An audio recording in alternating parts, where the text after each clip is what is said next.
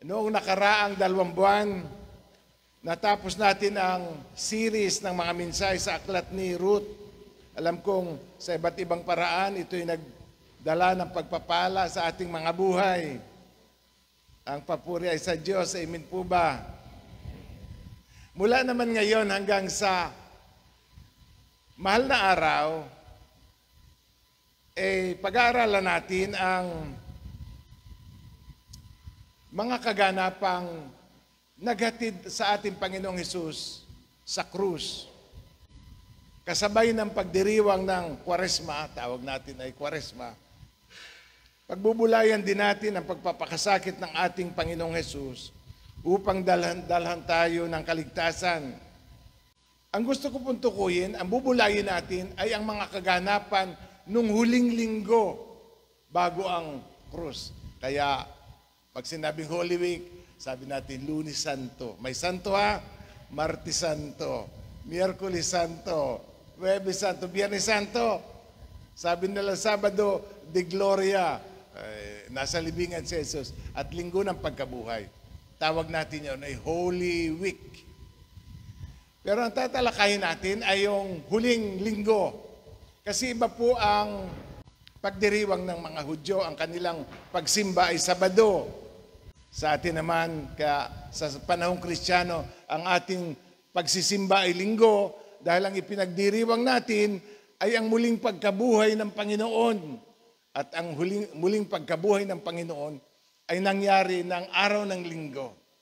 Kaya sa Biblia, ang mga sinaunang Kristiyano, bagamat sila'y Hudyo, ay nagtitipon-tipon, hindi kung araw ng Sabado, kundi kung araw ng Linggo dahil ipinagdiriwang nila ang muling pagkabuhay ng Panginoon. So, ang mahal na araw ay nagsimula sa Linggo ng Palaspas, sabi nila, Palm Sunday.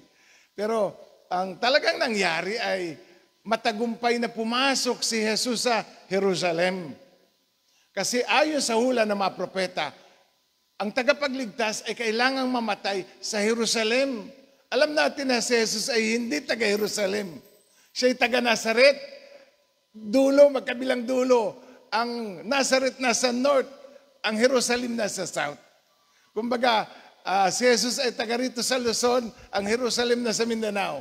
Kaya mula doon, utay-utay siyang bumaba nung mga huling araw na yon para mangyari ang lahat ng nakasulat sa banal na kasulatan ayon sa hula ng mga propeta. Kaya, ang pagbubulayan natin ngayon ay ang triumphant entry, sabi sa Ingles, yung matagumpay na pagpasok sa Jerusalem, kung saan siya sinalubong ng maraming tao at kumuha sila ng sanga ng mga kahoy at ibinagayway bilang pagpupugay sa sinasabi nilang hari na darating sa pangalan ng Panginoon.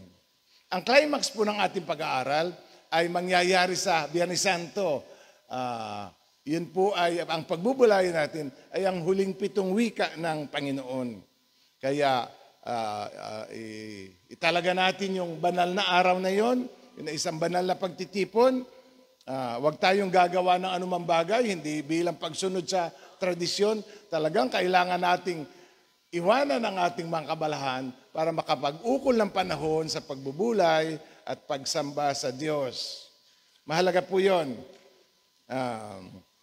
Talagang sa Biblia mayroong mga banal na araw para alalahanin ang mga gawa ng Diyos. Kaya gawin nating taimtim ang pagdiriwang ng mahal na araw. Bagalan ng konti ang buhay para makapaglaan tayo ng panahon na magnilay, manalangin, mag-ayuno para sa atin ding espiritual na ikalalakas. Kaya paalaala, pagpaliban ninyo yung mga plano ninyong outing, yung mga picnic ninyo, yung mga reunion ninyo, o sabihin sa katabi, huwag ngayong mahal na araw. Merong isang pamilya, hanap-hanap ko noon. Ba't naman kung kailan pa Biyernes Santo doon kawala? Ay dumating po kasi yung mga kamag-anak ko. Gusto pa daw pong magbakasyon dito sa Mindoro. Oy, kung kayo may mga kamag-anak, sabihin ninyo, huwag sa Biyernes Santo, may gawain kami. Kung kailan Biyernes Santo doon gusto ng mga taong mag-swimming, outing. Kahit tayo hindi Katoliko, inaari pa rin natin na ang pag-alaala sa Panginoon ay isang banal na araw na kailangan pagtalagahan. Amen po ba? Kailangan pagtalagahan. Ang ibig sabihin ng ipangilin, na ibig sabihin italaga mo yung araw na yon. Iukol mo ang araw na yon. Yun ang ibig sabihin ng ipangilin. Inalis natin ang pangilin, parang lahat ng araw pare-pareho. Kahit araw ng linggo, parang pare-pareho. Pwede rin tayong maghanap buhay. Pwede rin tayong mag-picnic. Pwede rin tayong Yun ay araw ng Panginoon. So, bakit natin kailangan sariwain ang pagdurusa ng ating Panginoong Hesus? Bakit gusto ni Hesus na yun ay laging sariwa sa ating puso't alaala? Sabi niya, alalahanin ninyo sa tuwing kayo kakain at iinom nito. Ang ibig sabihin, si Jesus din ang may nasa na ang mensahe ng krus ay dapat palaging sariwa sa ating mga puso. Ang leksyon ba ng mahal na araw hindi na natin matutunan? Katulad ko, 45 years na akong nag-celebrate ng mahal na araw. Meron pa bang mensahe ng krus na hindi ko na natutunan? Natutunan na po, pero gusto natin yun ay palaging sariwa sa ating puso at alaala. Amen po ba? Kaya tayo naglalaan ng panahon para mag-ukol ng pananalangin, pagbubulay doon sa mga banal na araw na yon. Kaya bigyan natin ng pagpapahalaga. Bilang din sinabi ni Dr. David Livingstone ang ganito, hindi ko binibigyang halaga ang anumang bagay na mayroon ako o anumang bagay na maaari kong makamit, maliban na lamang kung ito'y may kaugnayan sa kaharian ng Diyos. Di ba napakagalagang values yun?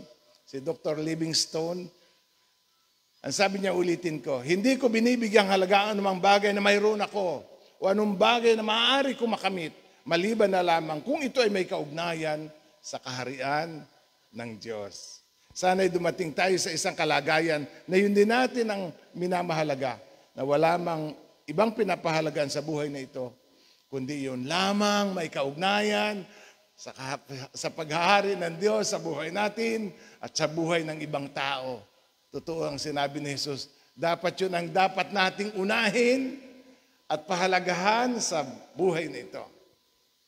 Palaging alalahanin ng Diyos, alayan siya ng luwalhati dahil sa kanyang walang hanggang biyaya sa atin. Ang ating teksto ay nasa Mateo 21, mga talatang 1 hanggang 11. Pagdating nila sa Betpagi, sa bundok ng mga Olibo, pinauna ni Jesus ang dalawang alagad. Sinabi niya sa kanila, pumunta kayo sa susunod na nayon. Makikita ninyo roon ang isang inahing asno na nakatali kasama ang kanyang bisiro. Kalagin ninyo at dalhin dito. Kapag may sumita sa inyo, sabihin ninyong kailangan ng Panginoon. At hindi nakikibo yun. Mangyayari ito upang matupad ang sinabi ng propeta. Sabihin ninyo sa lungsod ng Sion, masdan mo, dumarating ang iyong hari, siya'y mapagpakumbaba, nakasakay sa isang asno, sa isang bisirong asno. Lumakad nga ang mga alagad at ginawa ang iniuutos ni Jesus. Ulitin ko, sa pananampalatayang pinanggalingan, ito ay linggo ng palaspas. Bagamat hindi naman talaga palaspas iyon. Yun ay mga sanga ng kahoy dahil yun na lamang ang kanilang mahagila bilang pagpupugay sa isang haring dumarating sa ngalan ng Panginoon. Ngayon, etong kwento na ito, kung kayo nagbasa na ng Bible, ay natala sa 4 na ebanghelyo. Wala ni isa doon sa 4 ang nakaligta na ito'y hindi itala. Lahat sila ay nagtala. Napansin ba ninyo sa mga kwento ng Biblia, merong kwento na si Mateo lang ang nagsulat. Wala kay Marcos, Lucas, Juan. Meron namang na kay Juan. Wala naman sa Mateo, Marcos, Lucas. Meron namang sinulat ni Lucas, wala naman kay Mateo, Marcos at Juan. Pero itong kwentong ito'y kakaiba. Kasi itinala nung 4 na ebanghelista. Itinala ni Mateo, ni Marcos, ni Lucas at ni Juan para sabihin sa atin na ito isang mahalagang kwento sa kasaysayan ng Kristyanismo. Sa kasaysayan ng pananampalatayang niyayakap natin. Ang tanong ko, paano ipinakilala ng kwento si Jesus? Itong matagumpay na pagpasok sa Jerusalem ay nagpapakilala kung sino si Jesus. Ang tanong ko, paano ipinakilala ng kwentong ito si Jesus? Una, ang sabi dito sa verse 7. Verse 7, dinala nila ang inahing asno. At ang bisiro, isinapin nila sa likod ng mga ito ang kanilang balabal. At sumakay si Jesus. Maraming naglatag ng kanilang balabal sa daan. Ang iba na may pumutol lang sanga ng kahoy at inilatag din sa daan. Nagsigawan ang mga taong nauna at sumunod sa kanya, mabuhay ang anak ni David, pagpalain ang dumarating sa ngalan ng Panginoon, purihin ang Diyos. Ano ang sigaw? Mabuhay ang hari ni David. Alam po ninyo yung salitang yung anak ni David, yun ay isang messianic title. Yun ay titulo na angkop lamang sa isang Mesyas.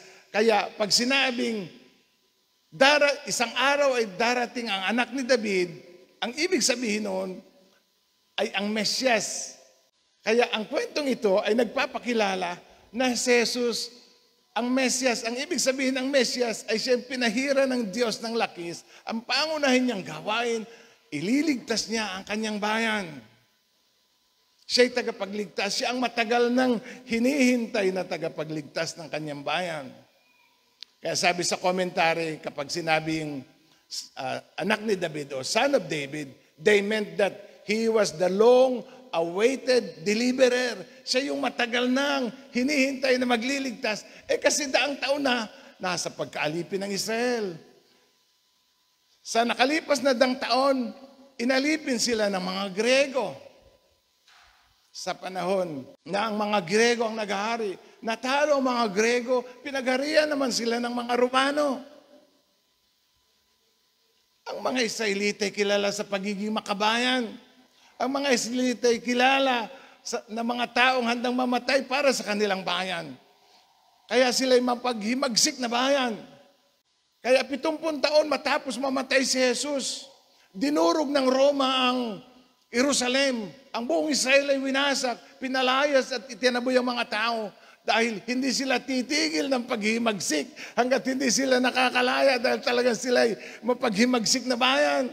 Hindi sila papayag na sila ay alipinin. Nung dumating si Jesus, nakita ng mga tao na baka ito na ang iniintay natin. Baka ito na ang magliligtas sa atin mula sa Roma. Inip na sila kung kailan darating ang tagapagligtas. Ngayon narito na siya. At siya ay salubungin natin.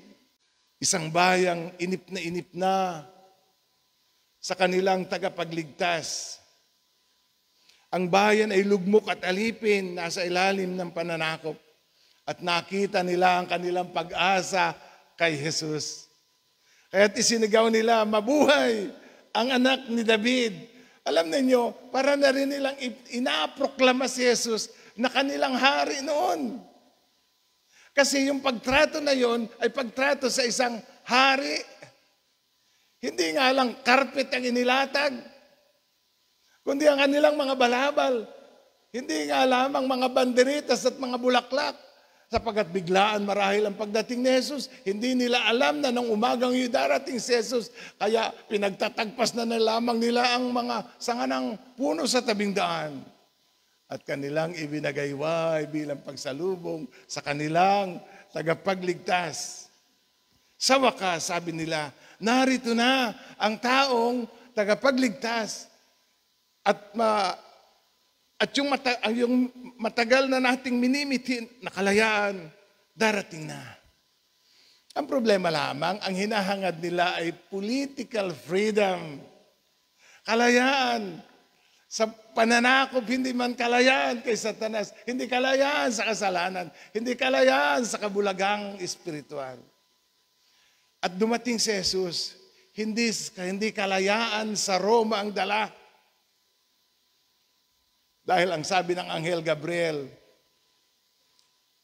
manganganak ka ng isang lalaki at pangangalan mong Jesus sapagkat siya ang magliligtas sa kanyang bayan sa kanilang mga kasalanan. Kaya ibang klaseng pagkaalipin ang kinalalagyan nila, kaya iba rin namang klaseng kalayaan ang dala ni Jesus.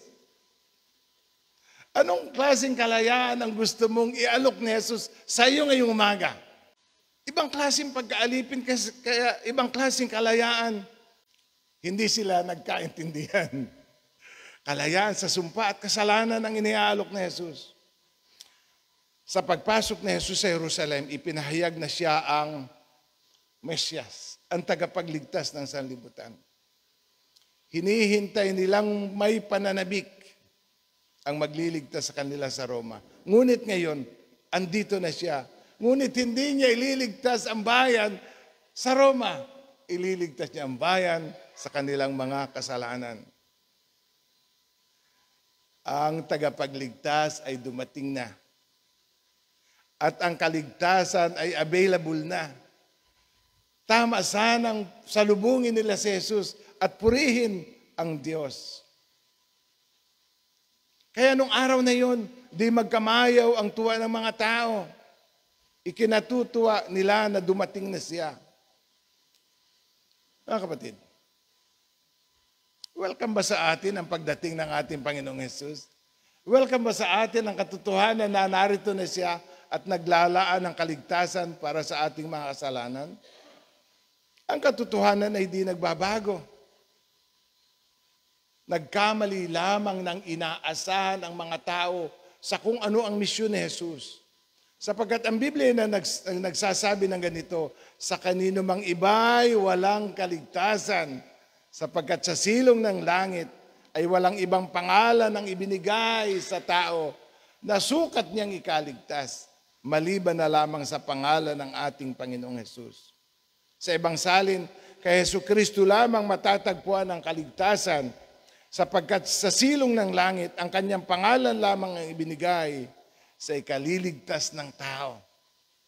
Tama, si Jesus nga ang Mesyas, ang tagapagligtas ng sanlibutan.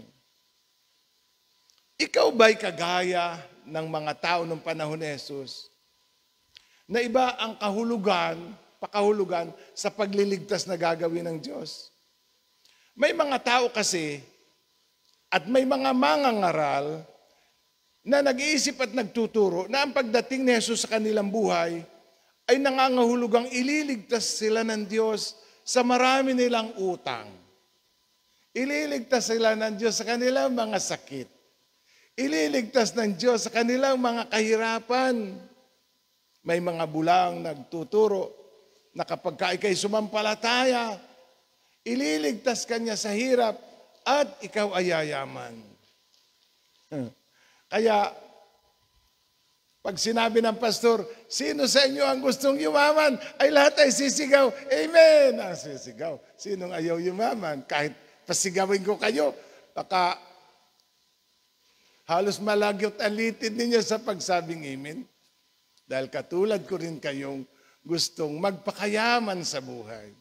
Pero, ang Ebanghelyo ba ay nangangako na tayo payayamanin? Ang Ebanghelyo ba ay nangangako na tayo kanyang pagagalingin? Alam ninyo, maraming nang makakilala sa Panginoon ay talagang umunlad sa buhay. Kasama sa liwanag ng Ebanghelyo ay naliwanagan ang kanilang pag-iisip para makita ang mga oportunidad sa paligid. At sila yumaman. Glory to God. Pero naniniwala ba kayo na hindi kalooban ng Diyos na tayong lahat ay yumaman? At hindi lahat tayo gagaling, bagamat ang Diyos ay nagpapagaling pa hanggang ngayon. Kaya mayroong mga born-again Christian, meron talaga silang mga miracle crusade na ang Diyos daw ay maggagawa ng himala sa tuwing sila ay magtitipon. Na parang ang pangunahing gawain ng Diyos ay magpagaling. Hindi po. Ang Ebanghelyo po ay hindi nangako ng kayamanan at kagalingan. Ang Ebanghelyo nangako ng kaligtasan at kapatawaran sa ating mga kasalanan. Nanonood ako ng telebisyon at nagturo si Pastor Oriel. At siya nagtuturo ng prosperity gospel at naniniwala siya na kalooban ng Diyos na ang lahat ng kanyang mga miyembro ay yayaman. Kaya sabi niya, darating ang panahon, mangangalay ang aking mga kamay sa pagbibless ng inyong mga Montero, Mercedes-Benz, ano bang mga brand ng kotse. Mangangalay ang kamay ko sa kabibless ng inyong mga sasakyan. Gusto ba ninyo mangyari yon? Na tinubuan na ng kulani ang pastor sa kabibless ng inyong mga kotse. Wala nang tigil kabibless ng inyong mga bahay. Ngayon sabi niya, pagkatapos ng 10 taon at hindi pa kayo yayaman, sasagasaan namin kayo. Aba, delikado pagdadating si pastor at hindi ka yayaman. Sasagasaan ka namin, sabi niya. Ang Ebanghelyo hindi nangangako na kapag ikay sasampalataya, ikaw ay yayaman. Hindi. Huwag natin singilin ang Diyos sa isang bagay na hindi naman niya inutang at sumatan ang Diyos sa mga bagay na hindi naman niya ipinangako. Sapagkat siya ay Mesyas ang tagapagligtas sa ating mga kasalanan. Tayo iligtas sa apoy ng impyerno. Hindi tayo iligtas sa gutom at sa kahirapan sa buhay. Ngunit kung loobin ng Diyos na kayo yumaman, bubulungan ko kayo, pabalato naman. Ito ang totoo. Hindi ipinangako ng Ebanghelyo na pag tayo sasampalataya ay tayo gagaling. Na kapag tayo sasampalataya at tatanggap kay Jesus, ay tayo yayaman. Dahil hindi yun ang kanyang misyon. Ngayon, ang Ebanghelyo tungkol sa ginawa ni Jesus para tayo iligtas sa ating mga kasalanan. Yun lang po ang Ebanghelyo. Ang mabuting balita ay para ituro sa atin kung paano tayo makakabalik sa Diyos. Ang Ebanghelyo nagtuturo na si Jesus ay naging kahalili natin upang bayaran ang ating mga kasalanan, upang tayo makaligtas sa puot ng Diyos, sa kasalanan, sa sumpa ng kasalanan, at maging daan para tayo'y makipagkasundo sa Diyos. Ang Ebanghelyo nagtuturo tungkol sa dakilang hukom, na siya magiging ama natin kung tayo magsisisi at magtitiwala sa Kanya. Yan ang Ebanghelyo. Si Jesus ay Mesyas upang iligtas tayo sa ating mga kasalanan. Dahil ang kasalanan ang nagpapahamak sa atin, hindi ang kahirapan. Ang kasalanan ang naglayo sa atin sa Diyos, hindi ang kahirapan. Ang kasalanan ang talagang sakit. Ang kahirapan ay epekto lamang noong mga sakit na yon. Kaya ang iniaalok ng Ebanghelyo, kaligtasan, hindi ang kayamanan. Kaya hindi ako nagtataka mga simbahan na nagtuturo ng prosperity gospel. Doon pumupunta ang maraming tao dahil umaasa na sila yayaman at sila'y payayamanin ng Diyos. Ang Ebanghelyo po hindi nangangako ng kayamanan, ng kasaganaan, ng kagalingan. Hindi po. Iisa lamang po ang ipinangangako ng Ebanghelyo na tayo patatawarin sa ating mga kasalanan at tayo ililigtas sa ating mga kasalanan at tayo pagkakalooban ng buhay na walang hanggan. Iba ang inaasahan ng mga tao.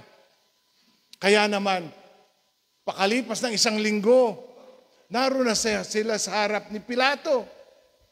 Naroon na sila sa harap ni Pilato. Ay, si Jesus na may maamo, hindi malaang naimik.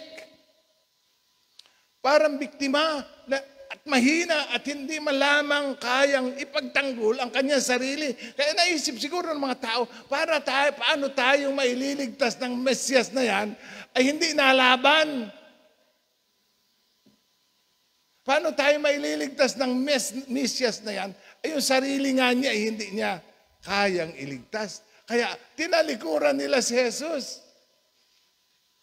Nung itapat si Jesus kay Barrabas, si Barrabas na ang ibinuto ng mga tao, hindi na si Jesus. Dahil hindi na si Jesus ang nagsusulong ng kanilang mga mithiin. Si Barrabas ang nagsusulong ng kanilang mga mithiin kasi si Barrabas ay nahatulan at nakulong dahil sa paghihimagsik at dahil nakamatay siya nung nakaraang revolusyon. Kaya si Barrabas ang kumakatawan sa kanila mga mithiin. Kaya nang papiliin sila ni Pilato, sino ang pipiliin ninyo sa dalawa? Kung sino ang palalayain? Ay hindi na si Jesus. Ayaw na nila kay Jesus. Kay Barrabas. Hindi dahil mabuting tao si Barrabas, kundi si Barrabas na ang nagsusulong ng kanilang mga mithiin. Kapag hindi na ba isinusulong ni Jesus ang ating mga mithiin, tatalikuran na ba natin siya? Kapag hindi ka ba binibigyan ng Diyos ng boyfriend, tatalikuran mo na ba siya? Kapag ka ba gustong-gusto mo na sana binabago na ng sitwasyon ang buhay ko, sana binabago na ng Diyos ang buhay ko, ay hanggang ngayon hindi binabago. Gusto ko sana gawin ng Diyos na mabait ang asawa ko, ay hanggang ngayon hindi pa rin inagawang mabait. Dahil hindi ba isinusulong ni Jesus ang ating mga mithiin, ay tatalikuran na natin siya? Kaya ba may tampo sa Diyos? Dahil may matagal na kayong hinihingi pero hindi ibinibigay ng Diyos, ayaw ko na maglingkod sa Kanya. Ganon ang nangyari. Ipinahayag nila na si Jesus ang tagapagligtas. Akala nila, isusulong ni Jesus ang kanilang mga agenda sa buhay.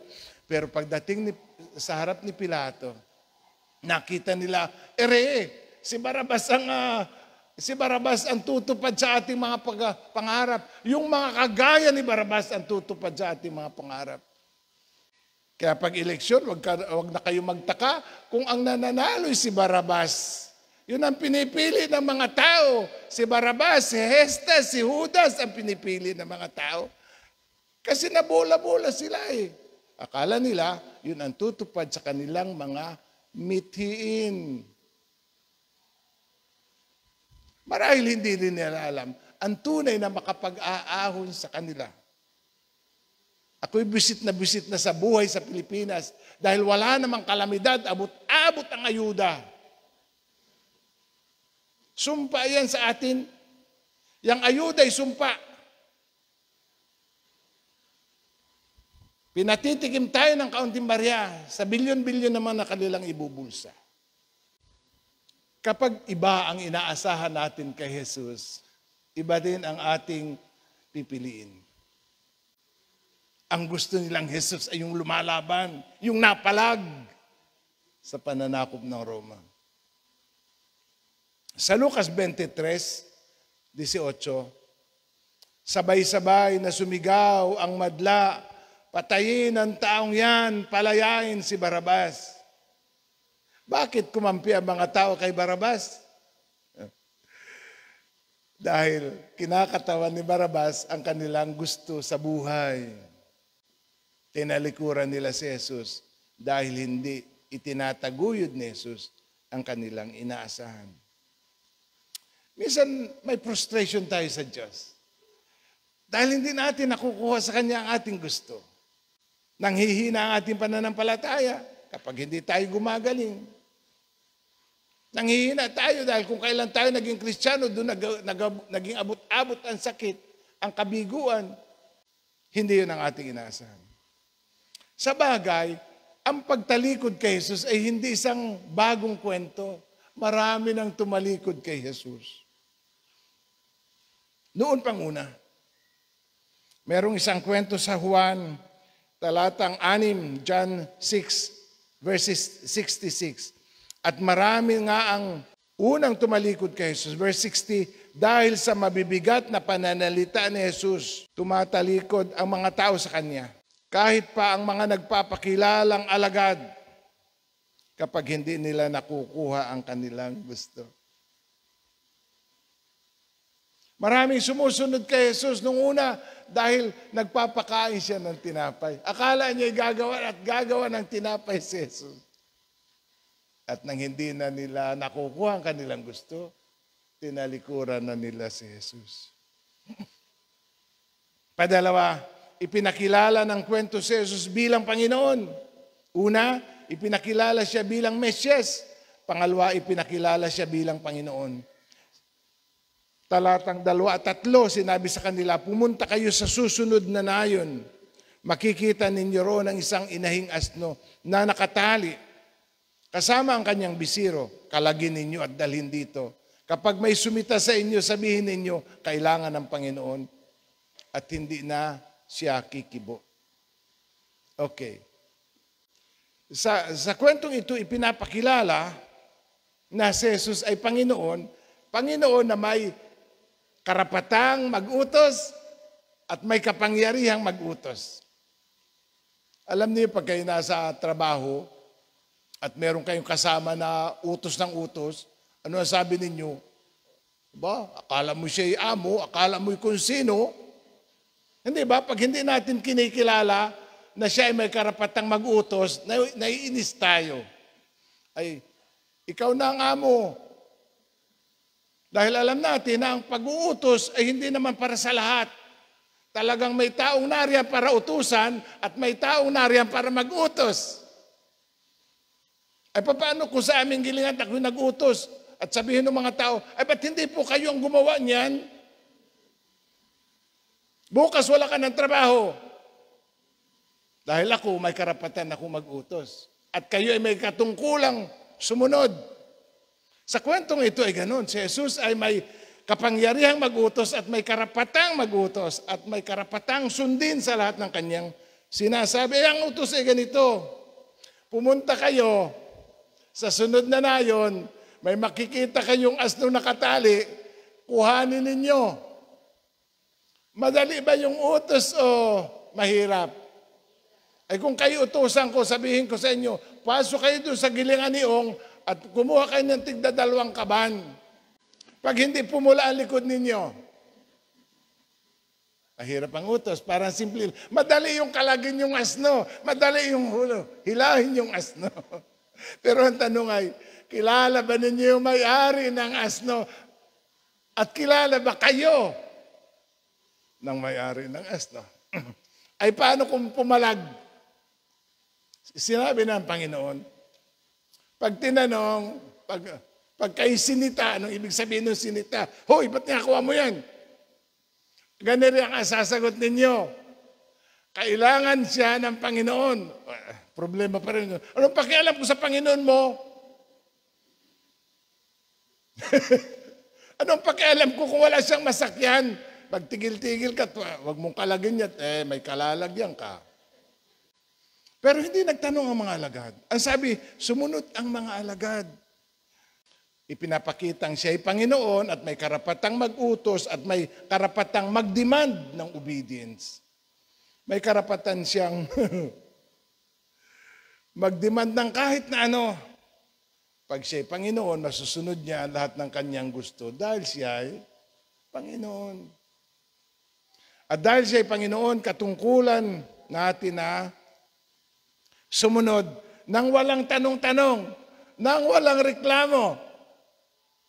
Sunod lang ng sunod. Para sa atin, ang ating attitude, pag-utusan po ninyo kami, Panginoon. Paano nila ipinakita ang pagka-Panginoon ni Jesus? Verse 6, lumakad nga ang mga alagad at ginawa ang inutos ni Jesus. Ayos po ba yun? Kapag ka-Panginoon ang nagutos, hahayo tayo at gagawin natin kung ano man ang ipinag-uutos sa atin. Kung talagang Panginoon mo si Jesus, susundin mo ang lahat ng kanyang iniuutos kahit waring mahirap para sa iyo. At kung Panginoon si Jesus, wala tayong karapatang magreklamo. Para sa atin, mahirap ang utos. Para sa atin, illogical ang utos. Pero kailangan nating sumunod. Isipin ninyo, ipinakukuha ang asno ng walang paalam. Hindi sinabi ni Jesus, pagpunta ninyo doon, may nakataling asno, huwag na agad ninyo akuhanin. Hanapin muna ninyo ang may-ari at ipagpaalam. Hindi ganon. Kalagin ninyo at dalhin sa akin. Huwag na ninyong itanong kung kanino yon. Pero pag sinita kayo, ang sabihin ninyo, kailangan ni boss. At hindi na maimik yun.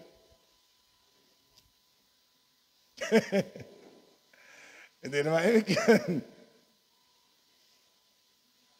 Panginoon siya eh. Kahit mahirap ang utos, kahit hindi mo maintindihan ang utos, susunod ka. Dahil siya ay Panginoon. May mga pagkakataon na may utos ang Diyos na parang wala sa katwiran. Hindi natin maintindihan ang logic. Kaya umaalma tayo, kaya nagrereklamo tayo. Kasi pag susunod tayo, ang gusto natin yung maalwan.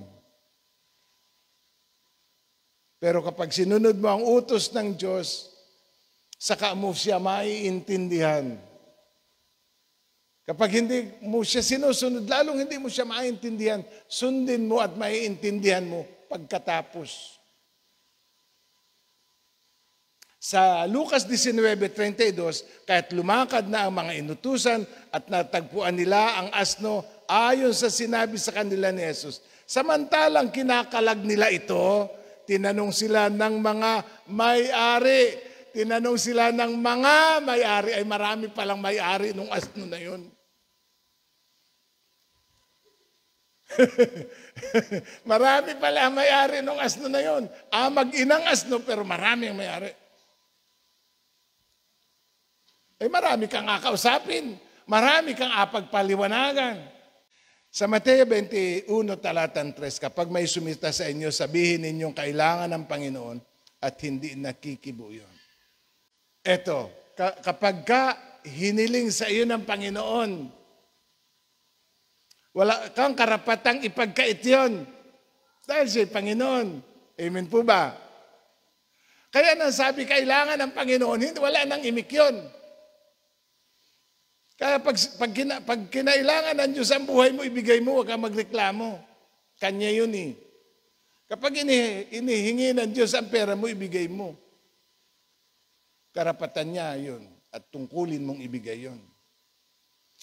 Nung kami ay kabataan pa, merong awit na isinatagalog na may pamagat na, "Take my life and let it be." Ang sabi, buhay ko'y iyong kunin. Buhay ko'y iyong kunin, banalin sa gawain. Kamay ko'y pagalawin sa udyok ng pag-ibig. Paa ko'y iyong kunin, gawing matulin sa gawain.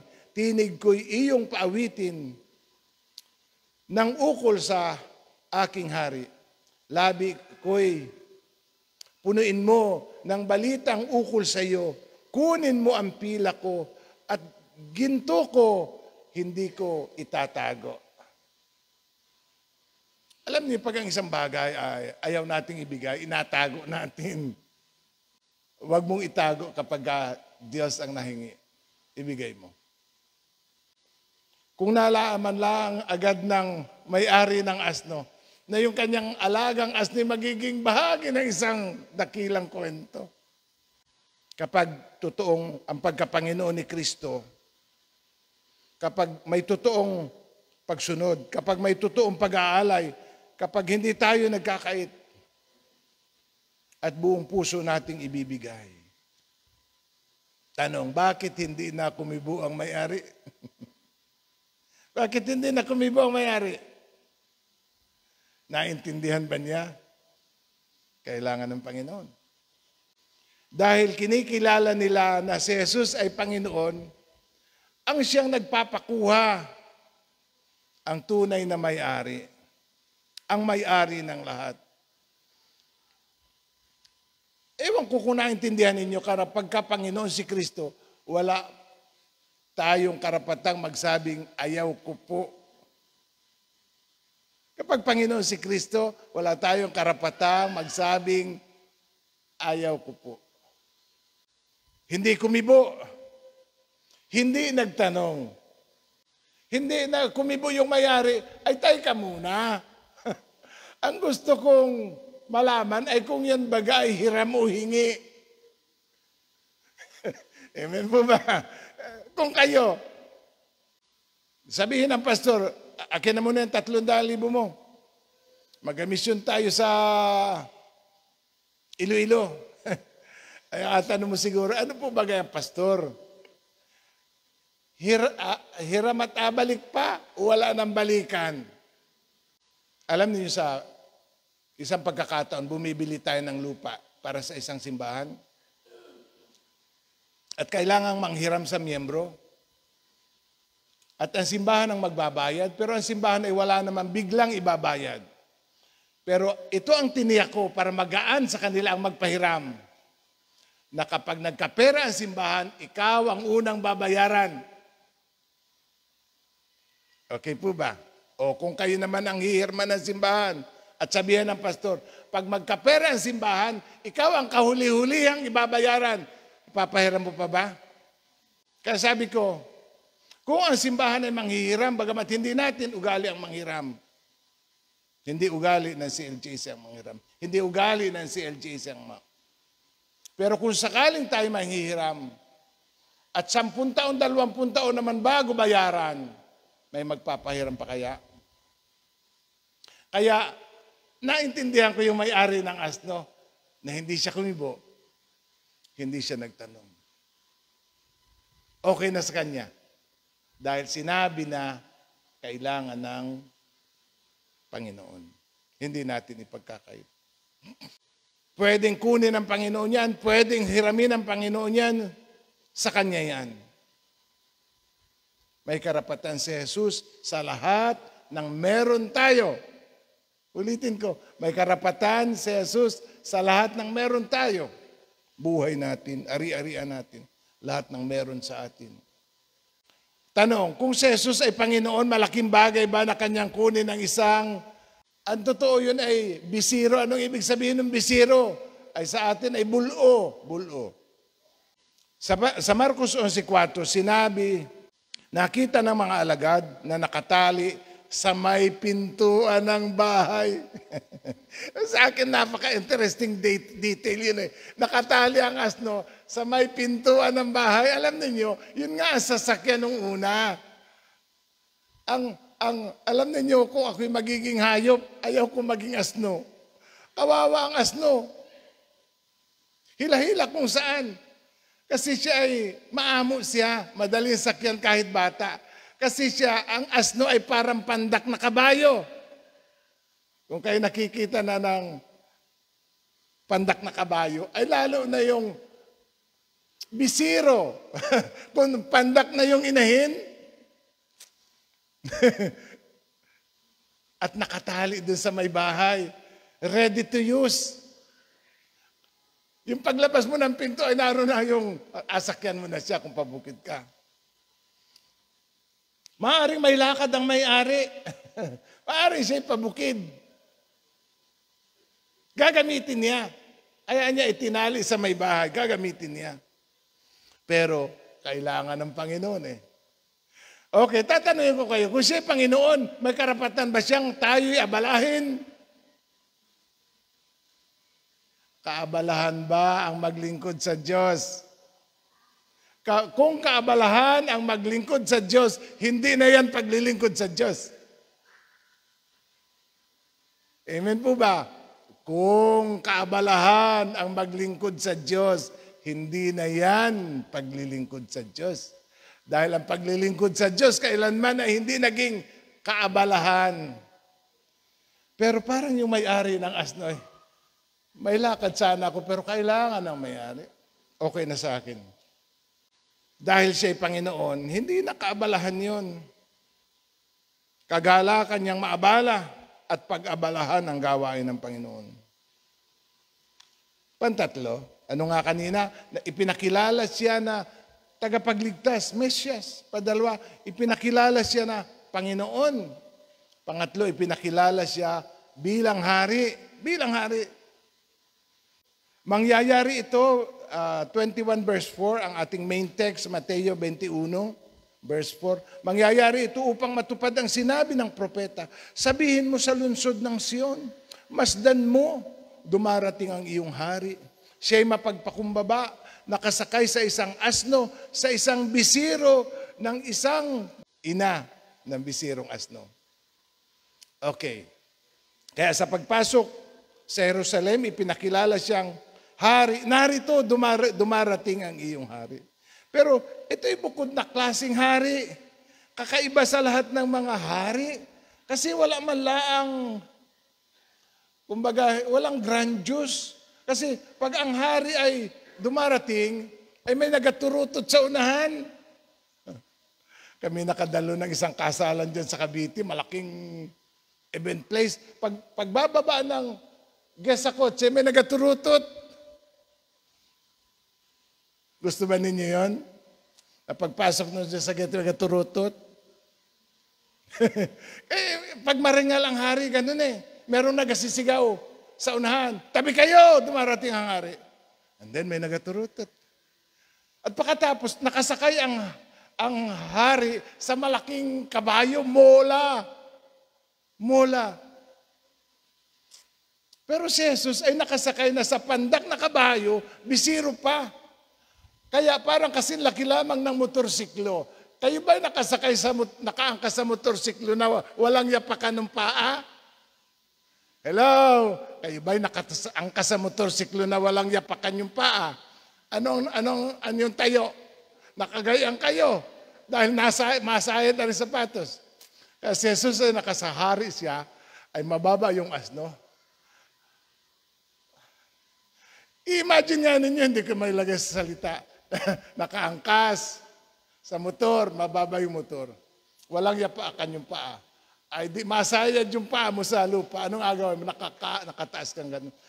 Isipin mo, isang hari dumarating, pero parang katawa-tawa naman itong hari na ito. Katawa-tawa naman. Hindi nilatagan ng karpet, mga balaba lang inilatag.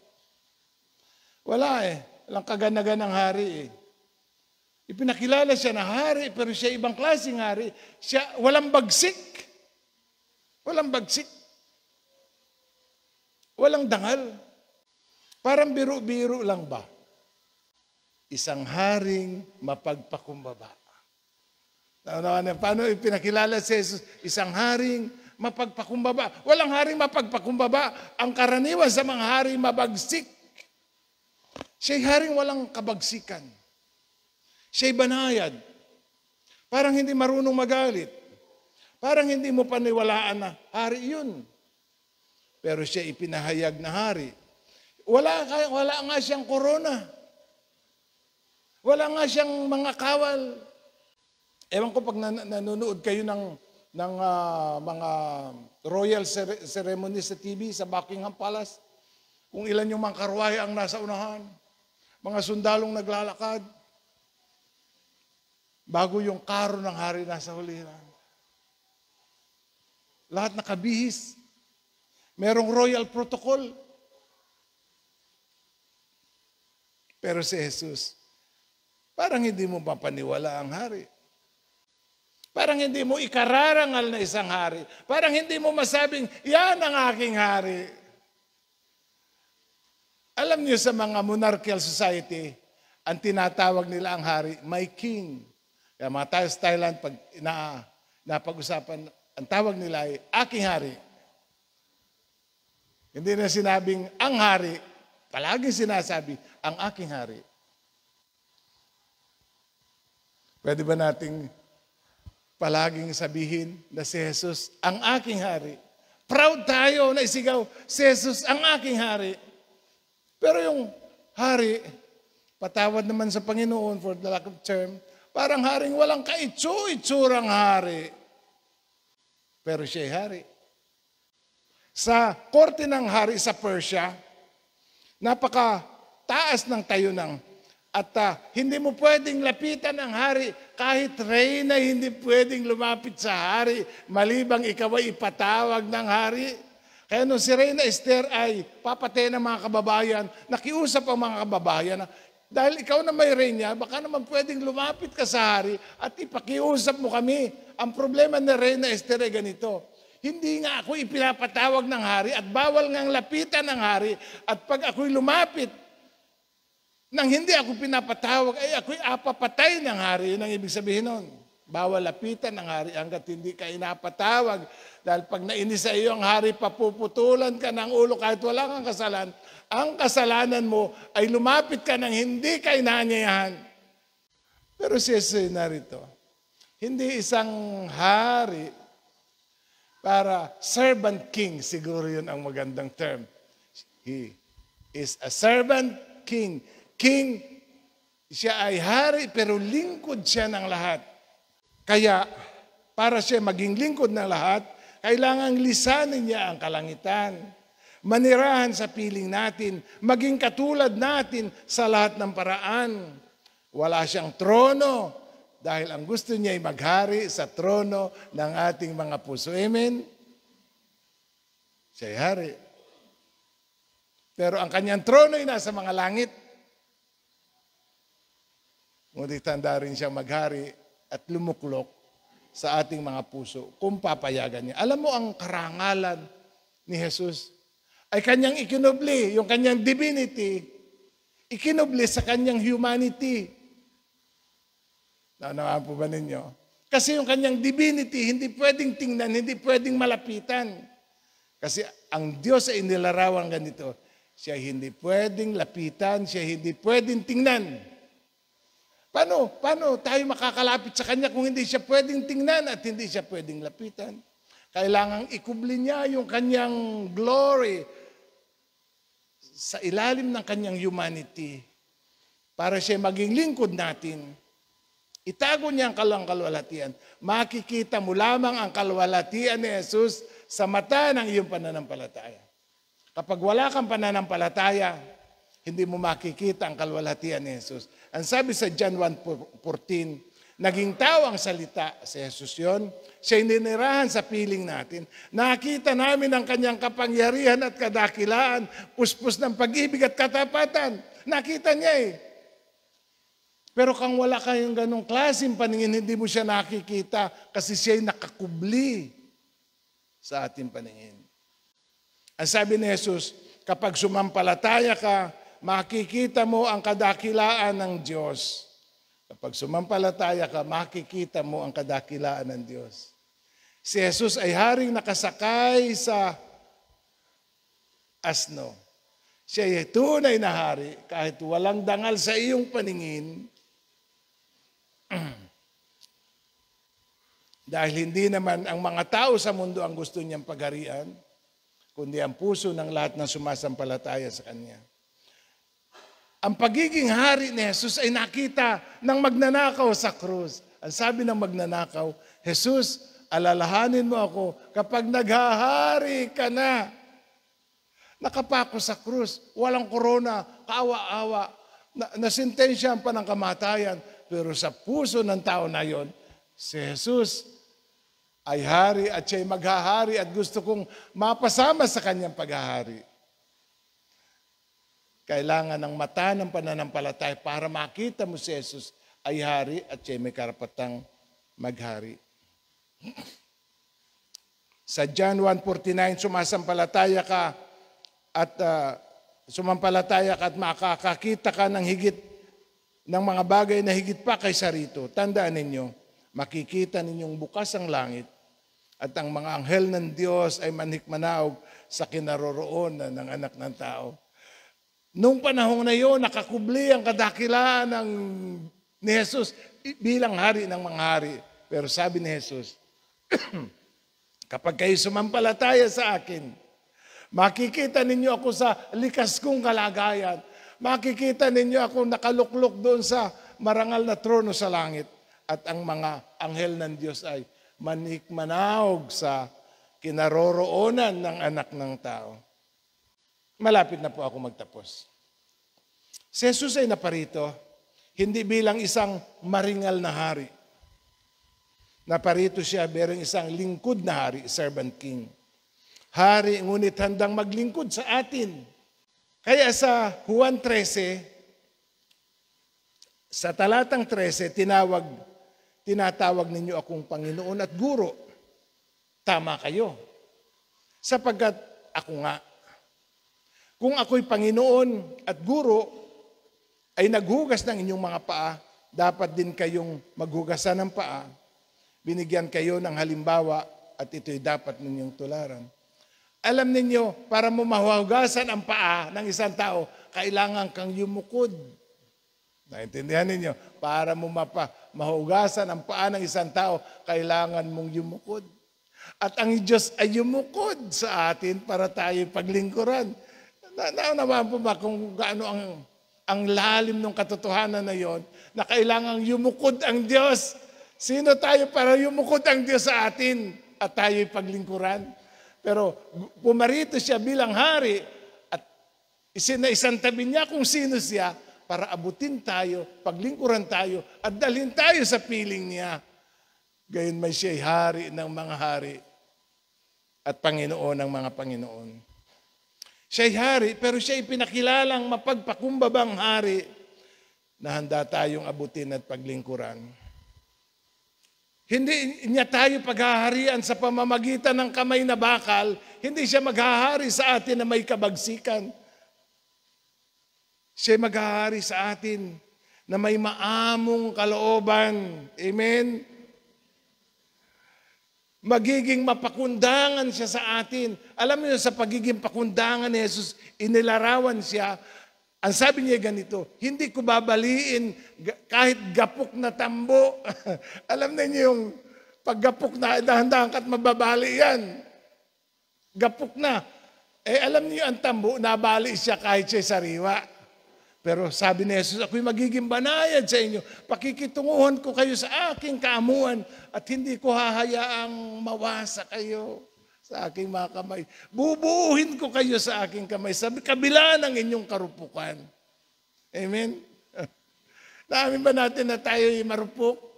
Na kung hindi aalalahanin ng Diyos na tayo'y alabok lamang, tayo maglalaho na sa mundo sa oras na ito.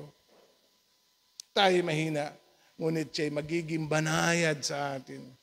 At siya'y hari, pero siya'y nag-aanyaya, lumapit kayo sa akin, kayong lahat na napapagal at nangabibigat ang luba, sa inyong mga pasanin, at kayo'y papagpapahingahin ko.